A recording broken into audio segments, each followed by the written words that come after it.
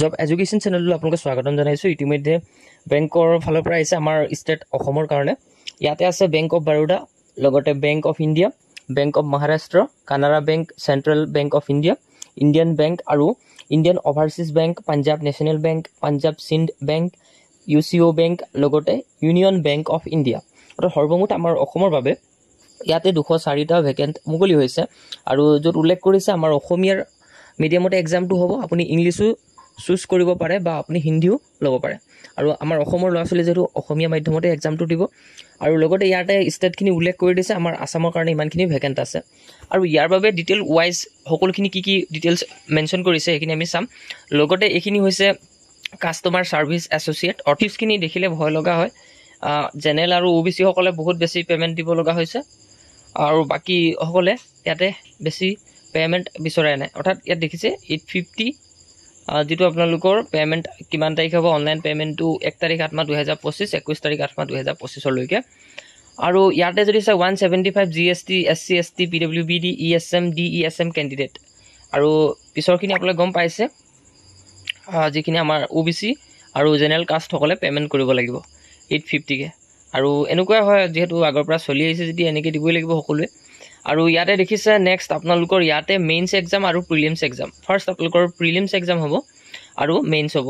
আৰু ইয়াতে উল্লেখ কৰি দিছে আপোনালোকৰ কি ছাবজেক্ট আহিব। বিশেষকৈ আমি যিবিলাক টপিক পঢ়ি থাকোঁ সেই টপিকৰ ওপৰতে আহে যিবিলাক এক্সাম। আৰু গতিকে ইয়াতে যদি চাই প্ৰথমতে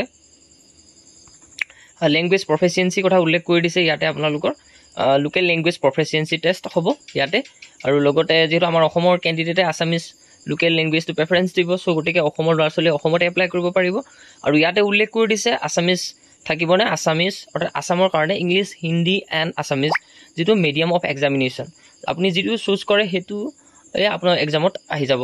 আৰু লগতে ইয়াতে আপোনালোকে দেখিছে প্ৰিলিমছৰ কাৰণে, অৰ্থাৎ প্ৰথম আপোনালোকৰ এক্সামটো ল'ব প্ৰিলিমছ। যদি আপুনি প্ৰিলিমছত পাছ কৰে তেতিয়া মেইনছ হ'ব। বিশেষকৈ ইয়াতে 60 মিনিটছ আৰু 100 কুৱেশ্যন, পাৰ কুৱেশ্যন 1 মাৰ্ক, 100 মাৰ্কছ থাকিব ইয়াতে। ইংলিছ লেংগুৱেজ 30 থাকিব, 30 নম্বৰ অফ কুৱেশ্যন আৰু মাৰ্ক থাকিব 30।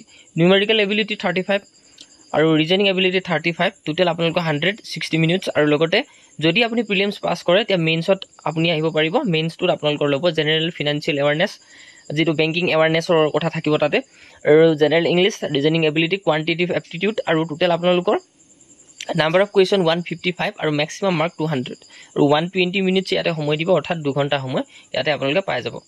নেক্সট যদি চাওঁ আমি ইয়াতে যদি চাই অনলাইন পে'মেণ্টৰ কথা বুজি পালি। নেক্সট কেতিয়াৰ পৰা ষ্টাৰ্টিং হ'ব, এপ্লাই ডেট, সেইখিনি আমি চাব বিচাৰোঁ। আৰু ইলিজিবিলিটি ক্ৰাইটেৰিয়া কি হয়, ইলিজিবিলিটি ইয়াতে কি হ'ব লাগিব এক্সামটো এপ্লাই কৰিবৰ কাৰণে, ইয়াতে কি পাছ লাগিব সেইখিনি আমি চাব লাগিব। লগতে ইয়াতে যদি চাই মিনিমাম আপোনালোকৰ 20 ইয়াৰ্ছ, মেক্সিমাম 28 ইয়াৰ্ছসকলে এপ্লাই কৰিব পাৰিব। আৰু লগতে ইয়াতে আপোনালোকে যদি চাই এডুকেশ্যন কোৱালিফিকেশ্যন কি ইয়াতে বিচাৰিছে।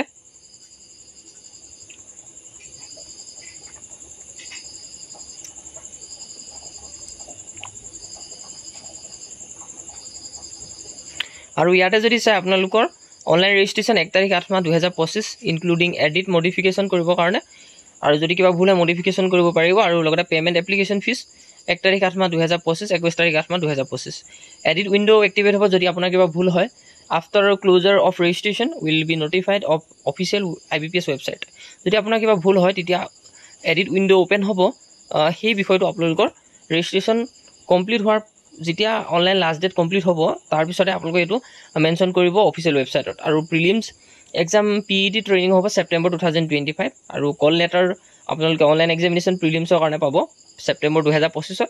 Online examination prelims October 2025, result online application prelims November 2025।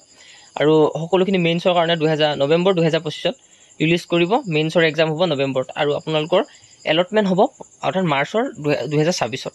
গতিকে প্ৰক্ৰিয়াটো বহুত ভালকৈ হয়। গতিকে আপোনালোকে ইয়াতে দিব পাৰে এক্সাম। লগতে এপইণ্টমেণ্ট, লগতে কেতিয়া এক্সাম শেষ হ'ব সকলোখিনি কথা যিহেতু ইয়াতে মেনশ্যন কৰিয়ে দিছে। আৰু ইয়াতে এপ্লাই কৰিবৰ কাৰণে আপোনালোকক গ্ৰেজুৱেট বিচাৰিছে। যদি আপুনি গ্ৰেজুৱেট হয় তেতিয়া ইয়াতে এপ্লাই কৰিব পাৰে, যিটো স্কেল অফ পে 24,050। আৰু ইয়াতে ইনক্লুড হয় বহুতখিনি basic pay, scale of pay সকলোখিনি ইয়াতে মেনশ্যন হয় দিয়ে। যিমানখিনি এলাৱেঞ্চ হয় ইয়াতে এক্টিভেট হয়। CSA will be eligible for allowance. আৰু লগতে ইয়াতে উল্লেখ কৰি দিছে কি পাছ হ'ব লাগিব। গতিকে ইমানখিনি আছিলে ইনফৰমেশ্যন। আপোনালোকে যদি BA অথবা BSc পাছ কৰিছে ইয়াতে এপ্লাই কৰিব পাৰিব